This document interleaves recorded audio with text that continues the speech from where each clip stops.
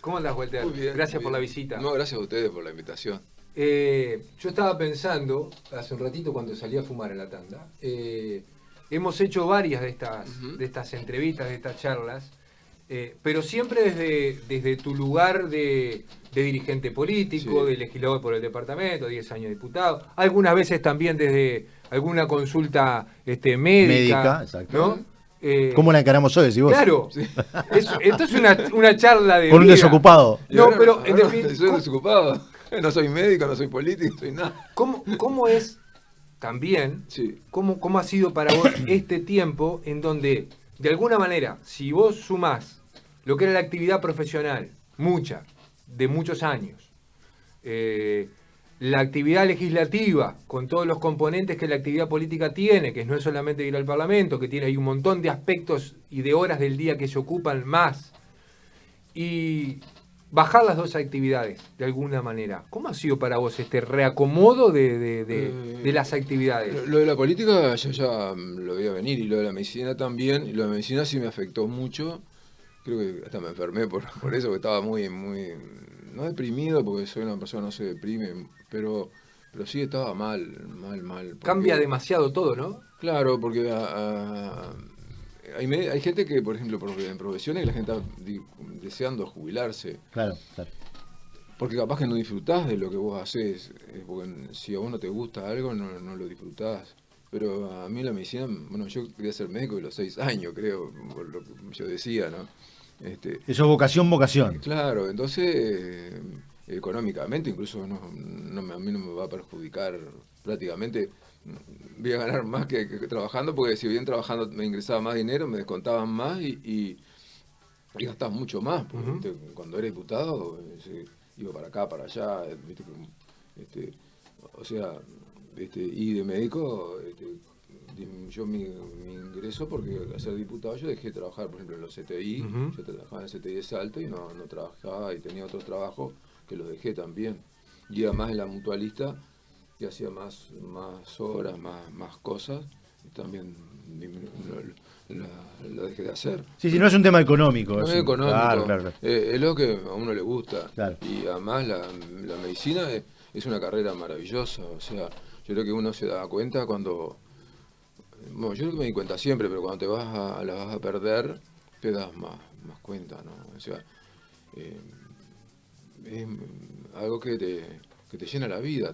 También te destroza en parte la vida, ¿no? La vida familiar o como algunas cosas como Es persona. una profesión difícil. Muy Difícil. difícil. Muy demandante. Pero creo que todas las profesiones, todas las cosas, porque el que trabaja en el obrero también está perdiendo de estar con sus muchas. Pero tenés un horario. Nosotros no tenemos tantos horarios. Para nosotros los domingos Es un día normal. Un día normal. Claro. Para mí nunca fue un domingo. Claro, otros trámites pueden esperar, la salud no espera. Claro. Vos estás en tu casa durmiendo y a las 3:55 de la madrugada tenés que levantarte. Y ya está. Y tenés que levantarte. Y tenés que levantarte rápido. Claro, es una urgencia. En el caso tuyo no había, Es una urgencia, mucho mucha tiempo. Y de estar lúcido, porque vos vas a tomar, generalmente, yo que si estás trabajando en CTI, vas a tomar decisiones de frontera, o sea, de la vida y la muerte, o sea, donde le erres, eso sale con daño para una persona, ¿no? O sea que tiene sus responsabilidades, tiene sus sinsabores, pero tiene también la satisfacción de que vos estás ayudando a los otros y que mucha gente puede vivir o va a vivir más gracias a tus acciones, ¿no? ¿Hiciste muchos goles en la vida profesional? ¿Muchos? Muchos goles. ¿Sentís que satisfacción? Yo no digo que, Sí. de que tengas que pasar la raya. El otro día me preguntaban eso y me acordaba que una vez yo gané un concurso de entré a Salto en el CTI, allá de Salto, ¿no? Que un concurso del sistema de salud, tener un sistema semi-privatizado, o sea, una cosa muy inteligente. ¿En qué año fue eso, Walter? Hace como 20 años, creo. Entonces, sí, yo 10 años de diputado no trabajé, sí, 22, 23 años, no digas más. Porque Para no sacar la cuenta. Entonces un día yo llego a Salto, nadie me conocía. Vos estabas en Canal 9, creo. Sí, imagínate cómo era el tema, ¿no? Nadie me conocía, entonces había un paciente que los doctores no podían con él porque no podían mantener la presión, o sea, había que darle muchas drogas para mantener la presión, muchos inotrópicos. Y no lo mantenía, está. Y viste, a veces los médicos, cuando ves que no podés, viene como la guardia va pasando, viste, sí, le das inotrópico, pero si acá lo detectaba como hacíamos nosotros, los acá, no tenía el diagnóstico, porque estaba todo, los valores estaban relativamente bien, pero el hombre no tenía presión, no mantenía la presión, sino. Entonces, yo llegué, saludé ahí, y bueno, pasaba visita. Y estaba ese paciente, me acuerdo que estaba en un rincón, en un corner ahí, de la unidad. Y dice, este paciente está. Y entonces, una enfermera me dice, había una enfermera que era muy inteligente, pero muy cínica, ¿viste? Dice, primer, porque estaba morocho el paciente, dice, primer negro, porque además hablaba medio, ¿viste? Era en Salto, que no, medio de frontera. No es frontera, pero, claro, no, pero casi. Claro. No es frontera, pero el salteño tiene un canto particular. Las otras no hablaban así. Los salteños hablan bien el idioma. Hablaba, un primer negro que veo que distingue. Mi idea así. Entonces digo, vos llamá a la familia y vamos a hablar. Digo, este hombre siempre fue así, tan oscuro, tan la piel tan. Dice, ¿usted me puede mostrar la cédula? No, dice. Viste, claro, porque él fue a poco que se fue. Me dice, pero. No, otra dice, no, él antes era blanquito. Bueno, digo, vamos a darle 1000 miligramos de corticoides, ¿no? Y yo me voy a dormir, le digo, porque viajé toda la noche, porque voy a terminar la visita, voy a ver si puedo dormir un poquito. Y entre un rato le van a tener que sacar tomen la presión seguido, controlen la presión seguido, porque entre un rato van a tener que sacarle los inotrópicos. Y me fui así. Y entonces, después los médicos y las enfermeras consultaban. Sí, mira, el loco dice, dale corticoide, dice, y entre un rato yo me voy a dormir, y yo me voy a dormir que ya va a estar bien entre un rato. Y es cierto, al rato estaba bien nomás. Entonces todos empezaron a comentar que este tipo, o sea, cuando había medios diagnósticos difíciles, bueno, ahora a cuestión viste, del coronavirus, yo hice el primer diagnóstico en el Uruguay, que en ese época no lo dije porque habíamos pasado las toses y todo eso, de enfermedades por virus lentos, o sea, la enfermedad de la vaca loca, acá en Uruguay, en San José hubo un caso de vaca loca. Sí. Yo hice el diagnóstico. Recordado. Sí, hice el diagnóstico y además se hizo la anatomía. Fuimos al cementerio con precauciones porque la vaca loca no es provocada por un virus, es provocada por un prión. O sea, nosotros tenemos bacterias, virus, viroides, los viroides solo tienen ARN nada más, y los priones que no se conocían antes, son proteínas, no son virus, son proteínas. Pero ¿qué características tienen esas proteínas? De replicarse. O sea, una proteína, la clara de huevo, cualquier proteína que tengamos nosotros, la miosina, nuestros músculos, cualquiera, no se replica. Vos ponés proteína ahí y no se va a replicar. Estas proteínas se replican. Y además de proteínas, se han descubierto ahora proteínas que vos, por ejemplo, la ponés entre un volcán y no la podés destruir. Son muy difíciles de destruir, entonces es muy difícil de combatir. Y esos son virus lentos que provocan la enfermedad llamada de la vaca loca, ¿no? De Kreuzer-Jakob. Es una enfermedad que la paciente empezó con movimientos inapropiados, demencia, bueno, fue a Montevideo, ¿viste? La vieron, la gente podía, ¿viste?, acceder a consultas, la vieron los neurólogos, todo el mundo, pero nadie había leído en el país, aparentemente, sobre esa enfermedad. Yo leía los Ateneos de American Journal. Entonces, al final vienen las sesiones clínico-patológicas. Y entonces sigan de un paciente que había tenido mioclonias y demencia y que esto que el otro. Y entonces eso hizo que hicieron una investigación y encontraron la causa de que era un virus lento, ¿no? Y de ahí se sacó la teoría de que hay muchas enfermedades que nosotros tenemos que empezaron hace 30 o 40 años con virus lentos que nos agredieron. Y fueron evolucionando. Claro. Y es muy difícil determinarlo porque es muy difícil detectarlo. Esos pacientes. Walter, hoy día podemos con la secuenciación genética, claro, y todo eso. Y hablando, ya que estamos en el tema médico justamente, ¿cuál es tu visión del tema coronavirus? ¿Cuál es tu opinión conceptual de un tema que es hoy una pandemia a nivel global? Nosotros pasamos,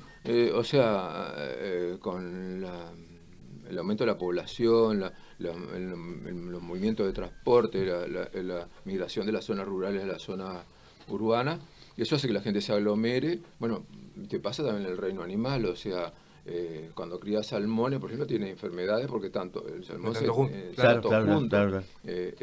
con los virus porcinos. Ujú. Y bueno, incluso viste que nosotros tuvimos otras pandemias antes, otros virus tipo COVID-1, no COVID-2, como por ejemplo, el SARS, el síndrome respiratorio agudo, y el MERS, No fueron tan devastadores, no fueron tan... claro, porque si bien eran capaz que tenían más letalidad, son pandemias que en un año más o menos, viste, creo que el 2009 fue, ¿no? Yo atendí pacientes con síndrome respiratorio, sí, en 2009. Acá hubo gente que murió de eso, ¿viste? Pero muy pocos casos. En un año se liquidó, porque primero se pudo aislar, no ocurrió tanto en China. Bueno, en China sí hubo unos casos también, pero no tenía la capacidad de transmisión. Transmitía menos, que Transmitía contagiaba menos gente. Claro, y este virus se transmite mucho y además tiene la capacidad, el ARN no se transcribe bien, y entonces ahí muta. Y entonces es más difícil de combatir, De ¿no? combatir, claro, claro, claro. Y después, por eso, un lado eso. Por otro lado, las características del capitalismo. O sea, al no disponer, las pandemias salen de dos maneras, realmente, ¿no? Una, cuando se logra la inmunidad de rebaño, ¿no? Que eso significa que vas a pagar un costo, desgraciadamente, de vida, como pasó con la gripe española, ¿no? Que 50 millones de personas se llevó, en un mundo mucho más, con menos población. Y ahí la inmunidad, o lo otro con los programas de vacunación, que se logró con lo que nosotros, incluso acá hubo en San José, gente que tuvo secuelas de la poliomielitis, ¿no? La polio, o sea, la vacuna de la polio fue la que liquidó la enfermedad prácticamente. Y el otro, perdón, la otra enfermedad, la viruela, por ejemplo, que era mucho más grave, también fue liquidada con la vacuna, ¿no? O sea, los programas de vacuna, de inmunización, en cuestión sanitaria han tenido más repercusión en la vida, en la salud pública, que yo que sé, que los medicamentos en sí, ¿no? Y que la tecnología común. Pero esta pandemia, creo que, y este ciclo de pandemias llegaron para quedarse, me parece. Porque también el hecho de que la gente no pueda acceder a las vacunas en forma... esto es una ironía del capitalismo, ¿no? Porque ahora se están dando cuenta, por eso vieron que están aflojando las vacunas para más países, porque ven, si no vacunan todo el mundo, no lo terminan. No lo terminan, Claro, porque a ellos, aunque se vacunen, pues sí. tener también. Teníamos que cortar fronteras. Y el problema que vamos a tener es con África, sobre todo, porque África tiene problemas para acceder a las vacunas, no solo por términos económicos, sino el asunto de las vacunas es un problema de logística, de distribución, ¿no? Sí, Uruguay en eso está muy bien con respecto a tradicionalmente, ¿no? O sea, nosotros tenemos una red y somos pocos, para además. vacunar, y somos pocos, Claro. ¿no? Ahí está el tema. Pero somos mayores también, ¿viste? Una población mayor, y sin embargo este virus está afectando a los jóvenes también, que los afecta. Capaz que no tienen tantos síntomas, pero ahora hay casos en los jóvenes con mayor cantidad. Al tener una población vieja, la mortalidad también aumenta, claro, efectivamente. Y otra cosa que tenemos nosotros, que somos vecinos de Brasil, donde primero hubo una mutación muy importante, tal vez por políticas sanitarias, decisiones políticas, ¿no? No se olviden que hasta Bolsonaro hizo renunciar al ministro de Salud. A todos los ministros, de hecho. Todos los ministros, no sirvió ninguno. No quedó ninguno. Y eso determinó, porque otro factor que determina que no haya una buena respuesta es también la creencia de muchas personas en la sociedad, que esto, viste, que es una exageración y que es para manipular el mundo, ¿no? Por supuesto que después de todas las crisis económicas, siempre el sistema manipula. Bueno, ahora viste que en el foro de Davos se habla del reseteo, ¿no? O sea, claro. Ellos, ya de época de Kissinger, se hablaba del nuevo orden mundial. El nuevo orden mundial es que no va a haber fronteras y que las transnacionales, que son las que dominan el mundo, van a poder, y ya lo incluyen, acá en Uruguay incluso hay ejemplos bien de que pusieron las condiciones. O sea, es algo supranacional donde los gobiernos nacionales van a ser un poco los patrones de estancia nada más, ¿no? Y bueno, y por ejemplo, ya ahora si vos sos opositor, un gobierno opositor, dicen, derechos humanos, y te llevan para La Haya y te ejecutan, como pasó con Milosevic, ¿no? Milosevic en Yugoslavia, destruyeron Yugoslavia, el tipo peleó por la unidad nacional para mantener el país unido y le dicen criminal de guerra. Claro, estaba en una guerra, los otros estaban tirando bombas y él era el criminal de guerra. Entonces lo llevaron, lo mataron allá, ¿no? Se dice que se murió, pero... y eso ahora en el 2020, en el foro de Davos, bueno, que uno de los lemas es, no tendremos nada, no tenemos nada, no vamos a tener nada en el futuro, pero vamos a ser felices. Claro, porque ellos dicen que va a ser, lo colaborativo, pero Amazon, por ejemplo, dice, no tenés nada, yo te lo intercambio, claro, pero lo que tienen se quedan con la plata son ellos, el pequeño comerciante, el tipo que vivía, todo eso es desocupación. Y el problema que tiene el capitalismo ahora, el acceso a que no puede seguir creciendo porque la tasa de reinversión ya no da más. O sea, ellos están viendo que a largo plazo y a medio plazo el capitalismo tiene serias dificultades. Incluso gente que ha defendido el neoliberalismo hoy día se plantea ese problema. Ellos lo quieren resolver con un salto adelante, ¿no? Bueno, y la gente de Max, por ejemplo, Elon Musk, y la novia de Elon Musk, que ahora está hablando de que la nueva era, va a acercar a lo que es el comunismo, porque con la inteligencia artificial, si está bien utilizada, que no creo que la utilicen bien, pero es muy buena la inteligencia artificial, va a lograr que el mercado, que era muy aleatorio para distribuir las cosas, va a ser más racional, ¿no? Walter, hablabas hace un rato de lo que ha sido también tu trayectoria, tu cariño por la profesión, la actividad política sin duda, pero le diste en los últimos años como una fuerte mirada al área de las tecnologías, las nuevas tecnologías, ¿cómo entras en ese mundo? Primero ¿Qué es lo que te llama la atención? Primero porque yo examino, o sea, y vos viste que hoy día la gente de todo el mundo hay acuerdos. Si vos ves, por ejemplo, observamos los países, o sea, yo me he preocupado por el país, o sea, fíjate que nosotros, el ideólogo de la ley de biotecnología, pero no la biotecnología como una cosa en el aire, no, primero que Uruguay tiene una tradición, y Argentina también, fíjate que los dos medicamentos, los dos tratamientos más importantes hoy día, por ejemplo, los anticuerpos monoclonales, que bueno, ahora se están usando incluso desde la artritis reumatoidea, para hasta oncología, ahora incluso para tratamientos ayudante de COVID, ¿no? De pacientes con COVID, que se ha aprobado ahora un monoclonal. Esos anticuerpos fueron desarrollados del otro lado del Río de la Plata, en Argentina, y son los medicamentos más caros hoy día en el mundo, los más caros, los de punta. Y la biotecnología, el que desarrolló la biotecnología fue un uruguayo, está reconocido en Estados Unidos, a nivel mundial. Vos cliqueás en Google Alejandro Zaffaroni y te van a decir un científico uruguayo que fue acá. Pero incluso la teoría de que a través de cuerpos de seres biológicos podíamos desarrollar fármacos, eso se desarrolló acá en la universidad nuestra. El doctor Goldberg, un premio Nobel, dice que acá hubo un profesor uruguayo en la facultad, dice, bueno, vieron, dice que ahora para hacer un médico, por ejemplo, en esa época hacer un fármaco, por ejemplo, había que sacar de la corteza de un árbol miles de kilos de árboles para hacer una cosita mínima, 100 miligramos, ¿viste? De eso. Eso no era, ¿viste? No estaba. Entonces, el tipo dice, bueno, ¿cómo las abejas producen miel, el gusano produce de seda, produce un hilo?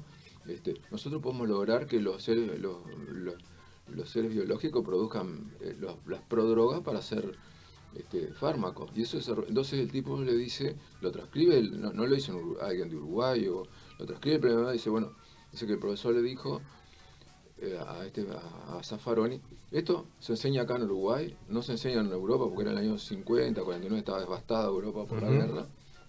Solo se está enseñando en Harvard yo te voy a proponer para que vayas con la beca Fulbright a estudiar a Harvard. Y el tipo va a Harvard, en Harvard era un ambiente muy cerrado y investigaban lo que ellos querían, obviamente. Entonces se va de ahí y como tenía una experiencia, viste, además el padre era banquero y tenía, iban todos los fines de semana a jugar a ver la ópera a Buenos Aires, a ver ópera a Buenos Aires, y en el viaje, viste, el vapor a la carrera en esa época toda la noche jugaban a las cartas y hablaban de negocio, entonces el chiquilín ahí paraba la oreja. Entonces no solo era un científico, sino que generalmente los científicos venden la patente, porque no son negociantes, no vendió nunca la patente.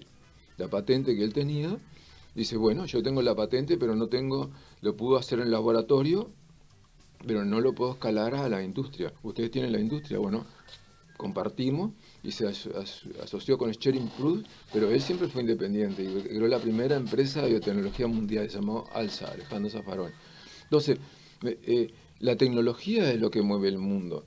Para hacer dinero, vos fíjate que, por ejemplo, Nueva Zelanda, que es un país agropecuario como Uruguay, pero no es como Uruguay, Nueva Zelanda desarrolla equipos para el agro, que nosotros nunca desarrollamos equipos para el agro. O sea, nosotros plantamos, criamos animales, producimos leche, pero nosotros las máquinas que se hacen eso... Las importamos. Claro, las importamos.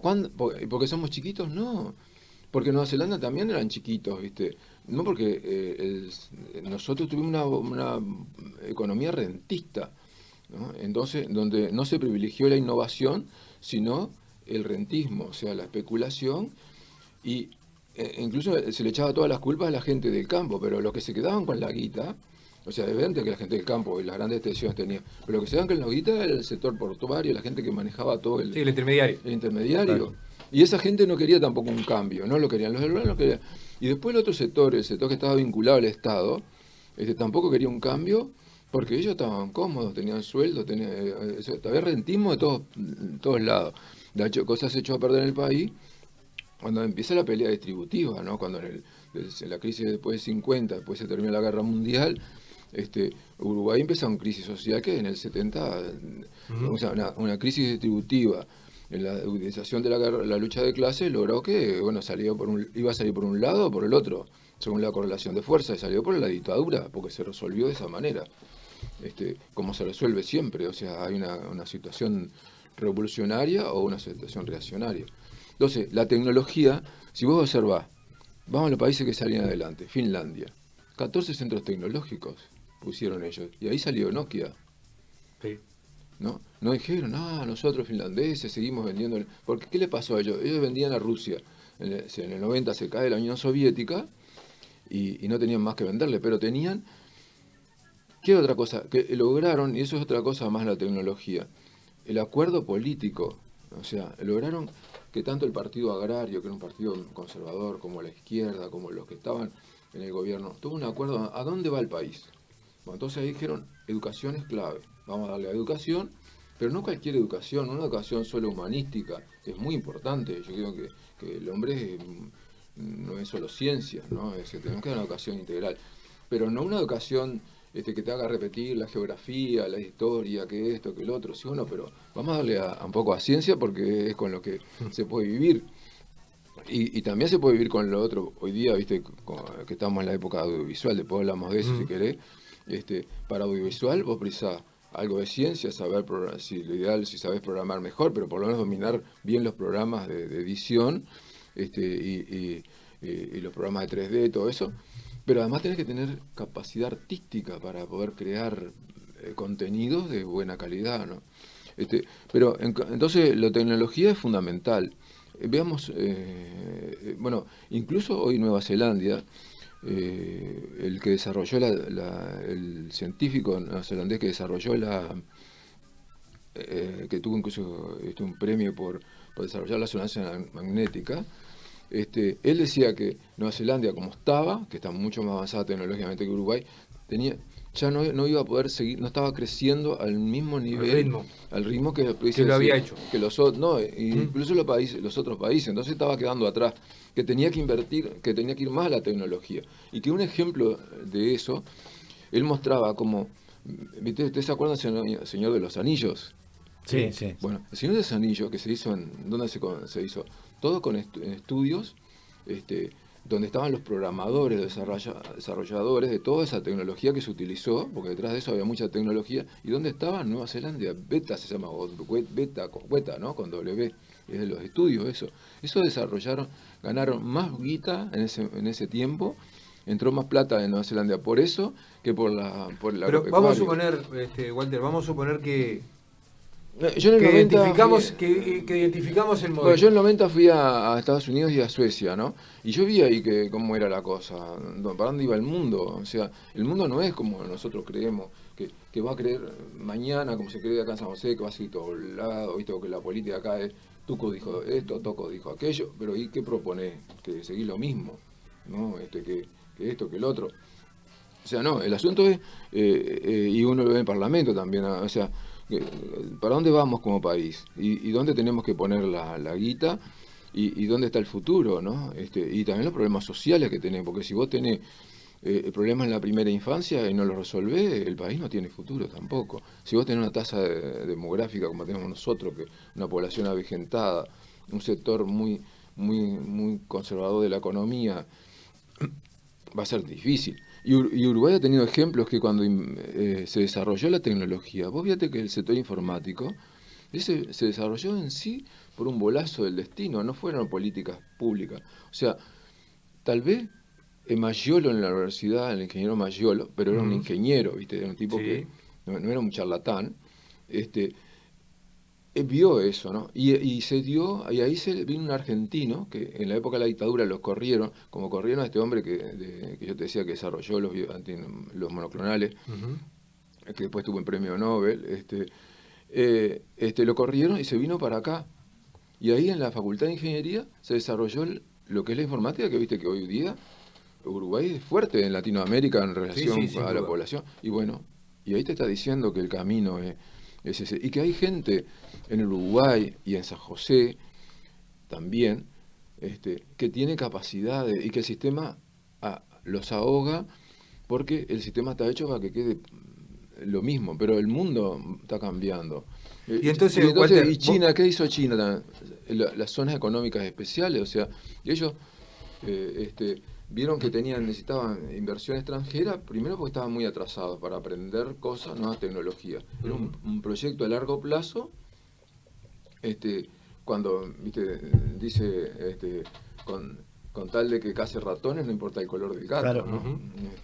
Y bueno, él también innovó con respecto a la visión maoísta, y sin criticar el sistema, sí, dio un paso adelante.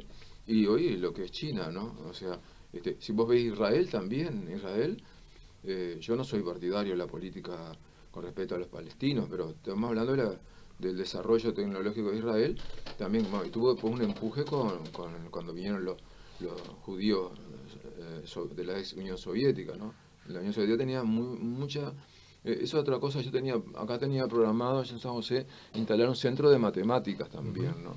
Porque es fundamental, matemáticas, inglés, tener eso para poder desarrollar. Pero si más o menos, Walter, porque yo creo que en esto tenemos que coincidir más o menos todos, ¿no? Vos tenés algunos países en el mundo que pueden ser referencia en diferentes cuestiones, esto que vos decís. En diferentes cuestiones. ¿No? Unos en una cosa, otros en otra. Pero todos han necesitado de hacer un cambio. Exactamente. Claro. Sí. Y eso no significa que vos digas, no, lo agrario lo dejamos. No. Ahí tenés que ser, es que, por ejemplo, la informática. Pero ¿por qué no podemos ¿dónde está la clave para hacer ese cambio? ¿Dónde sentimos que está la clave de decir, bueno, tenemos que, si los finlandeses dijeron, tenemos que retocar la educación y ponerle todo acá, de verdad, y ahí nos metemos en un tema político. No es necesario hacer una por cuestión. errores políticos, ¿no? O sea, ahí nos metemos en un tema político. Claro, errores políticos. O sea, lo que ustedes acaban de decir, cuando había que reformar el Estado, que ha habido cambio en el Estado igual, por ejemplo, el hecho de la GESIC ha sido bueno. En otros gobiernos también hubo cambios. Todo el mundo está de acuerdo que tiene que haber un cambio de Estado. El problema es que eso toca intereses. Y como nosotros vivimos en un sistema electoral, me acuerdo una vez, que yo siempre fui a hablar con a todo el mundo, se me venían a venir y ya decían guarda, ¿no? Fui a hablar, ni los generales, yo ataqué el ejército acá, en buena, ¿no? Nunca fui a pelear.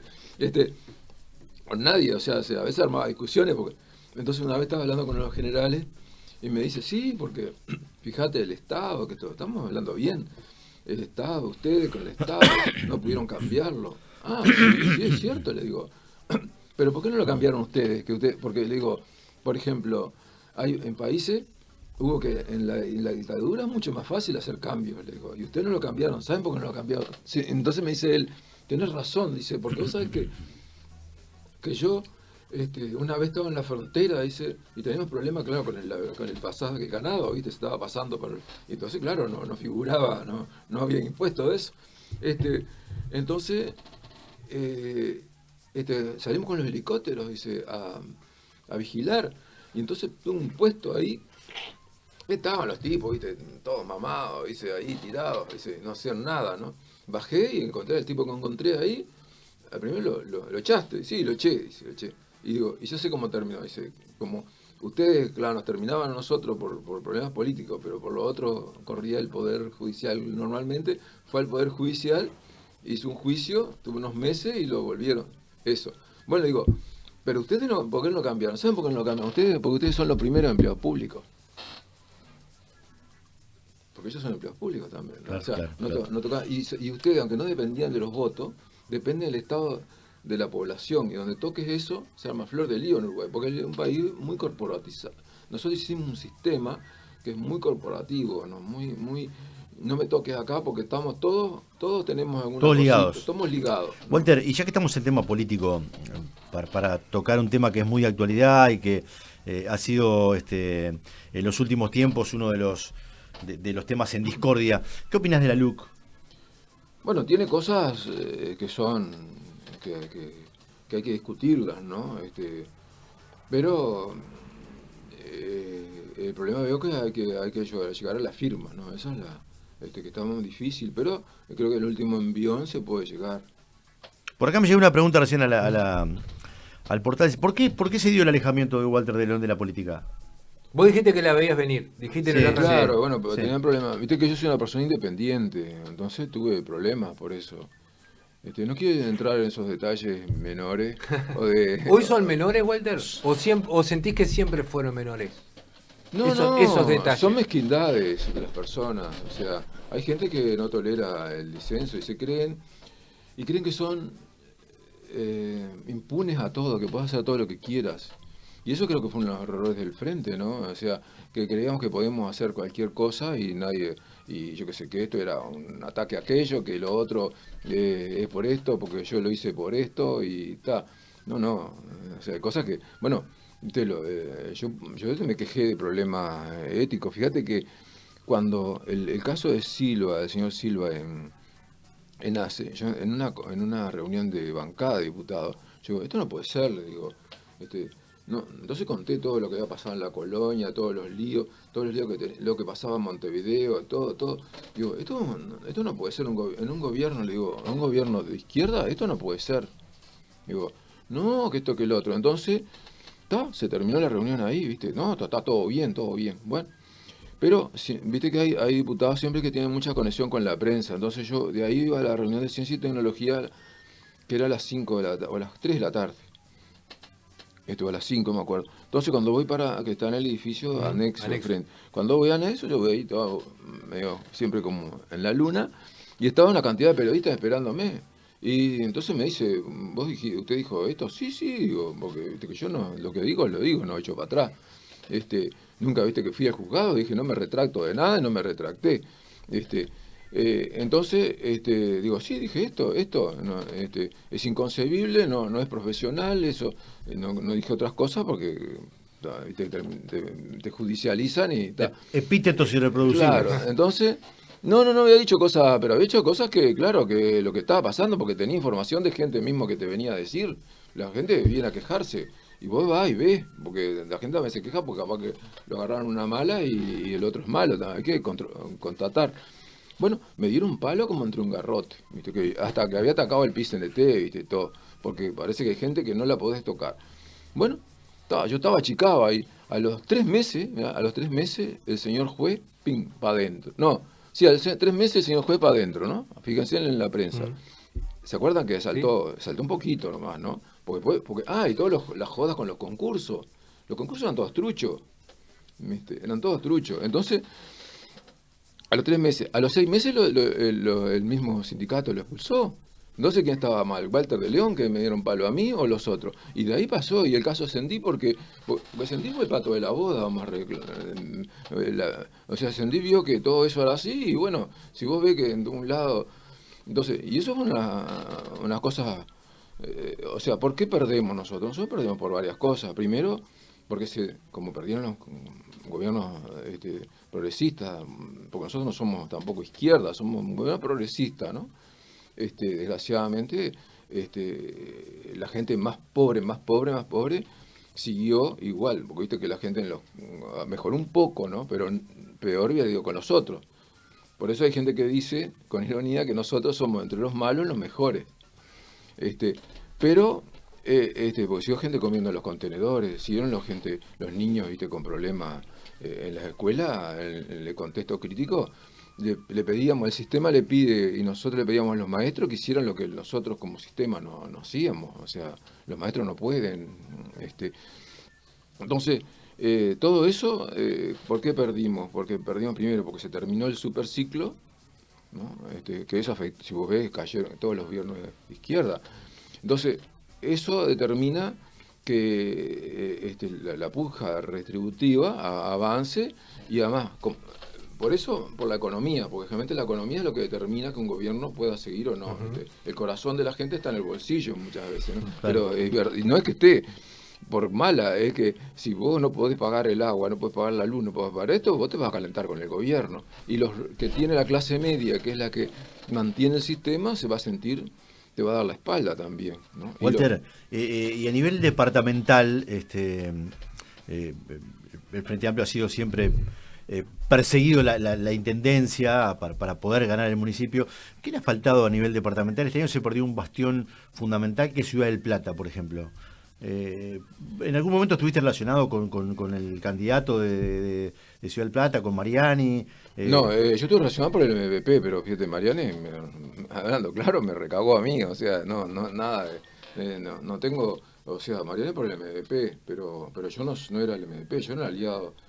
Yo tuve que bancar a Mariani a todo, o sea, es normal, ¿no? No tengo problemas personales con él, pero incluso yo le he hecho, lo he tratado, le busqué que solucionara cuando tengo problemas del ojo y todo, pero también he tenido problemas, yo he tratado problemas de niños con cáncer, de cantidad de casos que, bueno, tuve un caso de niño con cáncer, mirá y ves, tuvimos un niño con cáncer que le habían puesto el pelón al nene ese, ¿no? Porque estaba todo peladito y hablamos. Entonces, voy a todas las oficinas, ¿no? Porque, ¿qué pasa? Los médicos lo trataban de pegar él, decía, el niño vivía en condiciones ambientales muy malas, o sea, vivía en una casa, o algo como una casa, viste, que tenía, viste, en Ciudad del Plata no hay saneamiento, Uh-huh. entonces un caño de esos del desagüe de ahí de la calle, lo invierten, lo clavan, hacen un pozo, ponen el caño ese, y eso después se llena, y bueno, si no tenés plata empieza a desbordar. Y los pisos son de hormigón, pero que no tienen, viste, hierro, nada, entonces rajan, hacen fracturas ahí, y empieza a filtrar todo eso, viste, las aguas servidas empiezan a filtrar. Y el cuarto del niño estaba lleno estaba sobre agua servida. Un niño con cáncer con la cabeza, neurocirugía, ¿no?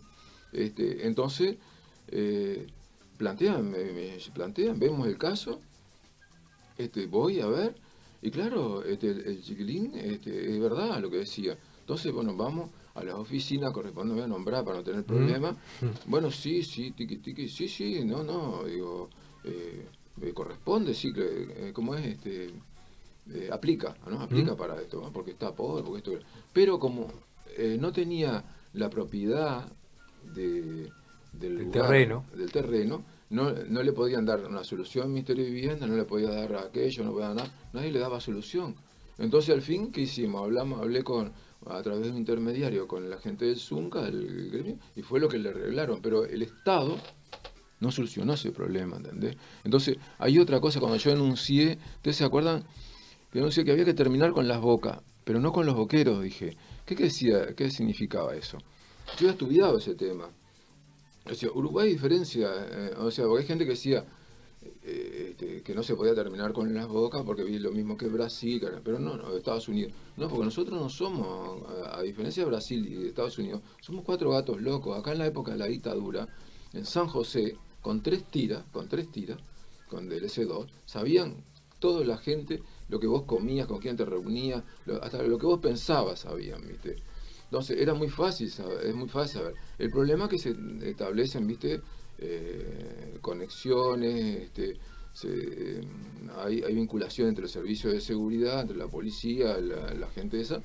Entonces había que terminar eso. ¿Por qué? Porque eso genera una nueva economía, un poder político, un poder económico y un poder social que determinan que después la sociedad, el niño que está creciendo en ese ambiente, va a ver que es más rentable que estudiar, que trabajar, dedicarse a eso. O sea, crea un cambio en la sociedad. Y en un gobierno de izquierda eso no se podía tolerar. Pero tampoco se podía, por eso decía no terminar con los boqueros, porque no se arreglaba la cosa llevando preso a la gente. Fíjate que nosotros somos uno de los países que tienen más gente presa con respecto a la población. Eso es insostenible económicamente para el Estado, pero lo más grave es insostenible socialmente, porque esa gente es gente joven, esa gente son gente pobre, esa gente son gente que no tiene educación, entonces vos estás llevando en un gobierno gente, los más pobres lo estás llevando a la cárcel, y la cárcel no te arregla nada, no soluciona nada. Ahora, eso significaba que vos dijeras, no, porque la otra vez te decía, son pobres, esto que lo otro. Sí, son pobres, pero lo estaban llevando a la cárcel y no estás haciendo nada. Entonces vos tenés que cortar. Eso, si lees a Antonio Gramsci, va a decir, en todo proceso hay un proceso de destrucción, pero hay un proceso simultáneo de construcción. Si vos llevas a la gente a la cárcel, estás destruyendo nada más. Podés romper la boca, que no la vas a terminar así, porque como quedan las condiciones que generaron eso, y entonces yo ahí hablé de ausencia del Estado, y te voy a explicar qué pasó ahí. Si ustedes ven lo que yo dije y lo que apareció después, van a ver la correlación. Hablé de ausencia del Estado, que es lo mismo que pasó con este chiquilín. El Estado estuvo ausente para esa gente. Son pobres, tenían enfermedades. El sistema le daba así, el Estado les daba atención médica gratuita, que en otro país capaz que no lo tenés. Es muy importante eso. Es una cosa que nosotros tenemos de tradición. Pero no le dio solución concreta a los problemas medioambientales, que son los que muchas veces determinan la enfermedad o determinan una mala evolución de la enfermedad. Entonces, ¿qué había que hacer?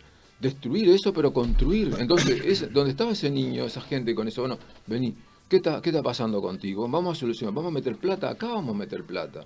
Y vamos a exigir ahí, pero a poner, y otra cosa que propuse, que lo dije en la Comisión de Educación, que yo dije, yo soy universitario, me recibí de médico, y después hice un posgrado, y yo tuve un tutor. Para hacer mi monografía, siendo médico y siendo una persona mayor de 20 años, ya tenía un tutor que me decía, no, esto pone esto no, esto así. Después hice otro posgrado, tuve otro tutor. Y un niño que la madre no puede porque está en condiciones sociales muy críticas, incluso como dice la canción de la violencia de la Catalina, ¿no? Mi mamá, cuando dice soy el disparo, ¿cómo es? Mi madre puta y mi padre está en la cárcel. Sí. Y era esa las condiciones. ¿Qué vas a esperar de ahí? Y no es esto, estoy discriminando, diciendo que yo soy liberal con respecto a eso. Esas son las condiciones sociales que denuncia la canción. Esa y es verdad, es lo que vos ves en el barrio, que la gente de pequeño burguesa no conoce esa realidad. Estuvo bien para los otros, para los que tenían un sueldo, que me dejaron los sueldos, pero el que estaba al margen del sistema, fue muy difícil integrarse.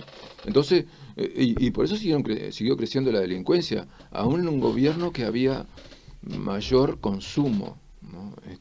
Entonces, ahí cuando yo denuncio eso, que había que cambiar, bueno, hubo gente que criticó, ahí tuve una conversación con Leal, que él me dice,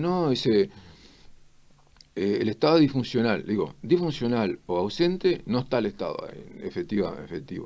Y ahí fue, entonces yo decía, porque yo hablaba, y lo dije, creo que está en la cosa del espectador, ¿qué hay que hacer? Porque yo había estudiado el caso de Medellín. En Medellín y ahí Leal me dice, vos, porque él se vio que había leído, que había visto, dice, vos, ¿qué es la solución? No, digo, la solución final de Medellín, no. Lo que quiero es que, porque en Medellín, ¿qué se hizo? Se hizo en los barrios más pobres, y acá lo dije siempre pensamos, ¿dónde hay que invertir? Hay que invertir allá contra el río, donde está la gente más... El problema es que hay gente que no conoce, nunca cruzó la Valleja para venir al centro. ¿Hay mucho político que no cruzó la Valleja, Walter? Muchos, como no conocen el barrio. Entonces... La frontera, como dicen algunos, esa ¿no? frontera, claro. Mucha gente, no solo políticos de arriba, sino la gente que habla de izquierda, de esto que el otro, que son revolucionarios, como peor que el Che, pero está más grande que el Che. Entonces, lo que hay que hacer, lo que hicieron, fíjate que le hicieron escuelas que todo vidrio. Vos decís, bueno, una escuela en un barrio de esos vidrios, no tocó nadie, porque la gente empezó, porque esa escuela también tenía mucha plata para invertir en que los niños estudiaran mejor, para que tuvieran maestros más dedicados a ello, como acá nosotros intentamos con los maestros de apoyo y todo eso, comunitario. Pero con mucha más guita, tenés que invertir mucho más, ahí hay que invertir mucha plata y hacerlo bien para que eso tenga resultados sociales. Todo el mundo va a lograr en efectivo. En todos no, porque en esa clase, en la clase alta, hay gente que no se adapta al sistema, pero no como ahora. No puede ser un país que teníamos tanta gente en la cárcel y tanta gente joven. Es un desperdicio, es un crimen.